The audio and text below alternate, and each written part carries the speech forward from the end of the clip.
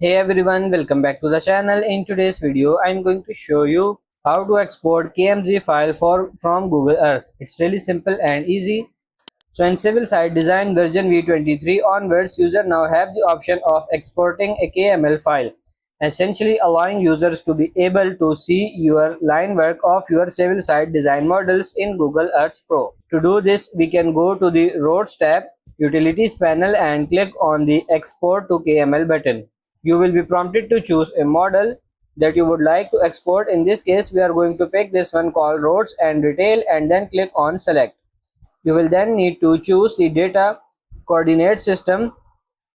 For example, going to be go down and picking National Goods Australia and then picking the projection file, which in this case will be Mega MGA56. Then click on apply. Now depending on the size of the model that you are using, may find that it can take just a few seconds for this following from now prompt. So in this case, we are going to straight to the desktop, rename your file and then simply tap on this save here. Your export has been successful. If Google Earth Pro is installed on your computer, it will automatically open up your file. So that's pretty much it for this video. That's how to export KMZ file from Google Earth. I hope this video was helpful. If it is, like it and subscribe to the channel. Thank you.